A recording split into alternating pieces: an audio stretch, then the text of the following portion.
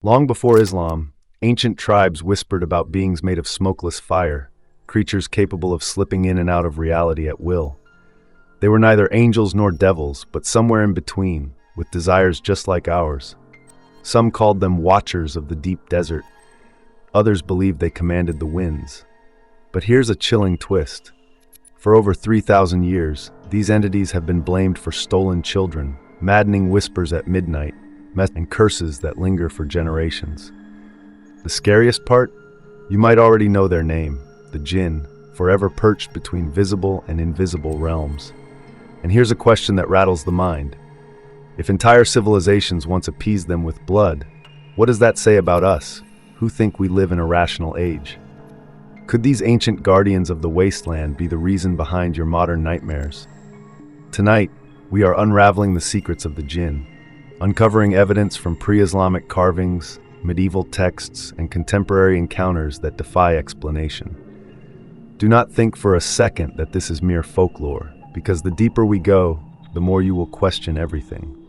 Are you ready to journey into a realm where fear meets fascination and myth collides with your reality?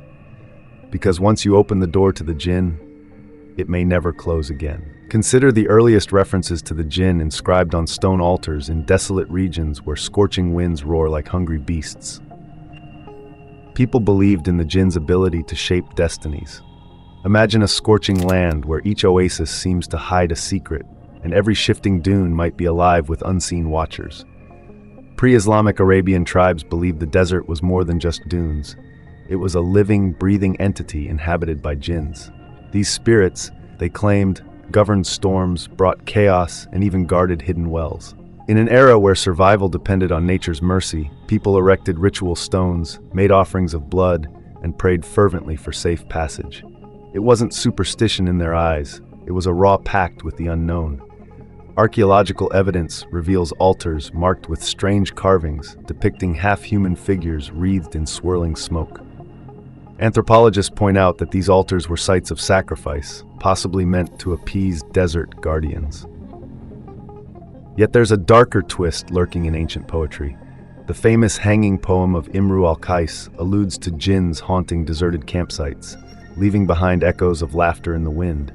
Was this mere poetic fancy, or a coded warning passed down through generations? Some historians argue that jinn worship was central to the harsh existence of pre-Islamic tribes, a way to rationalize the unpredictable desert environment. Others speculate that it was a form of communal therapy, channeling fear into ceremonies designed to keep calamity at bay.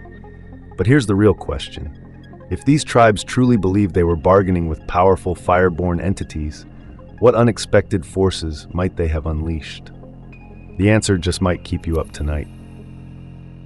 In the 7th century, Islam emerged as a transformative force that didn't erase the belief in jinns but refined it. Through the verses of the Quran, these entities were given a more defined identity, rational beings with free will, neither purely evil nor purely good.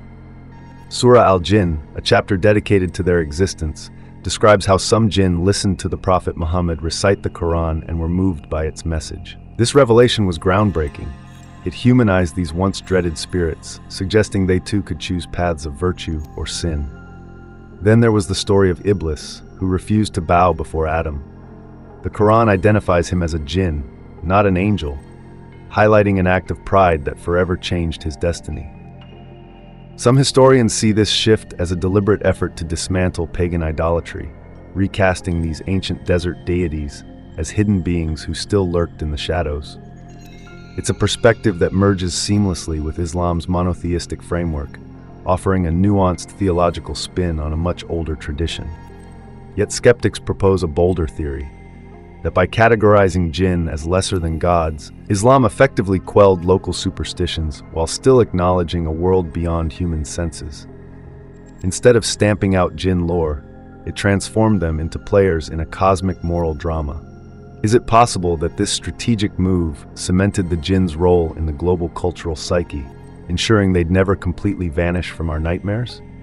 Spanning borders and languages, jinn lore dominates countless cultures, each weaving its own layer of fear and fascination. In the Arab world, rumors circulate of jinns nesting in abandoned wells or lurking in bathrooms, ready to pounce on the unsuspecting. Elders warn children to avoid whistling at night, lest they invite a jinn's attention. Saudi psychiatrists report cases of jinn possession that manifest as violent convulsions or eerie voices, forcing families to seek help from religious healers. Cross into South Asia, and you'll encounter the chilling legend of the Churail, a female jinn said to seduce men by appearing in mesmerizing beauty, only to reveal backward feet and a thirst for vengeance. Folklore claims she preys on men who commit injustices, drowning them in rivers or luring them to deserted ravines. Meanwhile, Western pop culture generally softens the concept of the jinn into the friendly genie, granting 3 whimsical wishes. However, in lesser-known horror films like Under the Shadow, the jinn appears as a malevolent force, echoing the older, darker myths. In 2018, a story emerged about a Saudi man who actually sued a jinn in court, accusing it of relentless hauntings. While the case was ridiculed and dismissed, it shined a spotlight on how deeply these beliefs can run. It begs a tense question: are these just cultural holdovers, or has the jinn narrative shaped our collective subconscious in ways we barely comprehend, fueling nightmares that defy geography or time? Modern science offers rational explanations for phenomena traditionally labeled as jinn encounters. Neurologists point to sleep paralysis as a prime suspect, where the brain half awakens and conjures terrifying hallucinations. Victims often report pressure on their chests, shadowy figures looming over them, or whispers that leave them paralyzed. Coincidence? Or is it that centuries of jinn lore have conditioned minds to interpret these night terrors as literal demonic presences? Evolutionary psychology adds another dimension, suggesting that humans are hardwired to fear the unseen. In ancient times, an overactive imagination might have saved lives. If you assumed a rustle in the bushes was a predator, you'd flee sooner, increasing your odds of survival. Projecting menacing motives onto shadows might be an ancestral survival tactic, inadvertently fueling jinn myths for generations. Then there's the digital age twist. Google searches for jinn possession skyrocket during Ramadan, a holy month when spiritual awareness intensifies. Is it merely cultural tradition, or are people genuinely experiencing encounters that surpass scientific boundaries? Yet even with scientific analysis, there's a persistent feeling that something else lies behind the veil. Are we trying to rationalize experiences that won't be neatly pinned down? After all, how do you measure a phenomenon that thrives on the intangible, fear, faith, and the unknown? The more we try to explain it away, the more it haunts us, nudging us to wonder if our rational world is just a thin facade. Fast forward to our hyper-connected era. Jinn lore is alive and well, though it has migrated from flickering campfires to buzzing social media feeds. Viral TikTok videos claim to show shimmering figures disappearing around corners or doppelgangers stalking unsuspecting victims. On Reddit, entire threads are devoted to recounting eerie footsteps in empty rooms or whispered taunts that can't be traced. Some laugh it off as elaborate hoaxes, while others swear it's incontrovertible proof of a hidden world overlapping our own. Meanwhile, the practice of Islamic exorcism, or ruqya, has found a modern platform on YouTube. Some channels broadcast live sessions of supposed jinn banishments, racking up millions of views. Critics argue these displays exploit the vulnerable, fueling hysteria for clicks. Others see it as a lifeline for families desperate to combat malevolent forces tormenting their loved ones. In the background, psychologists grapple with how to address patients convinced they're haunted, torn between scientific skepticism and cultural sensitivity. But the scarier proposition is that the jinn might be adapting. Perhaps they've left the desert for the digital realm, lurking in the psychological corners of an increasingly isolated society. After all, fear is a potent currency, and in an online world of endless distraction, jinn stories still manage to seize our collective imagination. Are they truly intangible illusions, or have they merely changed locations, slipping through the cracks of our DMs and notifications, waiting to be acknowledged whenever we set down our guard? We like to think that jinn lore is isolated to the Middle East and its cultural offshoots, but the eerie truth is that nearly every civilization has its own version of an unseen antagonist. From Europe's mischievous fae to Africa's shape-shifting tricksters, There's a global tapestry of spirits that operate on the fringes of human awareness. Could it be that we're all glimpsing different facets of the same phenomenon? This provocative idea suggests that the jinn might just be one mask worn by a universal force that transcends rituals, languages, and belief systems. Skeptics, of course, dismiss these parallels as cultural coincidence, a reflection of our shared human fear of the dark. But let's not forget that many cultures describe these entities as ancient shapeshifters, drawn to primal emotions like anger, lust, or despair. With such striking similarities, are we ignoring a deeper collective memory of interactions with something beyond the natural realm? Some scholars even link the concept of jinn to modern ufology, comparing stories of abductions and poltergeist-like interference with accounts of desert spirits who toy with travelers. It's a leap that sparks heated debates, but it also underscores a lingering unease. Maybe our ancestors put a name, jinn, to something that still slips through cracks in our reality. If so, they might not be relics of dusty tales at all. They could be an ever-evolving presence, patiently waiting for our next moment of vulnerability. So, where does all this leave us?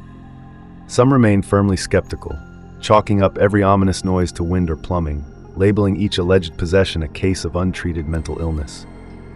For them, jinn stories are interesting folklore, nothing more. Yet others have experienced incidents too jarring to explain away.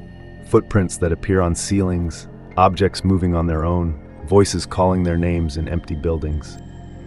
These accounts challenge our tidy worldviews, suggesting that sometimes rationality alone cannot quell primal fears. In many parts of the world, an entire industry has sprung up around the tension between doubt and belief.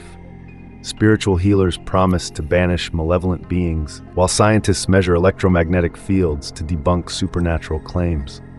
Police reports occasionally detail unexplainable occurrences, doors opening by themselves, bizarre sounds echoing in the night, without ever openly referencing something as taboo as a jinn. The gap between personal experience and collective denial only widens, fueling more stories that drift across social media. Is the ultimate truth buried somewhere in these countless testimonies, or is it all smoke and mirrors? That's the paradox of the jinn. They make you question everything, then slip away just when you think you've got answers. And as long as logic and mystery continue to clash, the jinn will remain in that shadowy domain. Part psychological projection, part ancient memory, and fully captivating to anyone willing to admit there's still so much we don't know. The greatest trick the jinn ever pulled might be convincing us they're merely relics of an outdated world. Yet even in our age of satellites and quantum physics, their name still triggers an immediate chill, a tiny surge of adrenaline that says, maybe, just maybe, these ancient beings are watching. If you feel that shiver, you're not alone. Those who study the jinn often report sleepless nights, as if once you acknowledge these entities, they acknowledge you back. Is it paranoia, or is something else stirring in the darkness? We're about to close this chapter, but the journey doesn't end here. There's a startling parallel to jinn lore in Jewish mysticism. The Dybbuk, an entity said to attach itself to unsuspecting hosts, gnawing at their souls from within. Next week, we'll dive headfirst into the secrets of this Jewish jinn that can make the bravest exorcists flinch. Are these cross-cultural echoes a coincidence, or tiny shards of one monstrous puzzle? Before you go, dare to peer into your own experiences. Have you ever felt a presence you couldn't name, a cold touch on a warm night, or a whisper you weren't sure came from your own mind? Comment jinn below if you felt something unseen. And don't lie, we'll know. If you crave more revelations from the edges of the unknown, hit subscribe and keep your eyes open.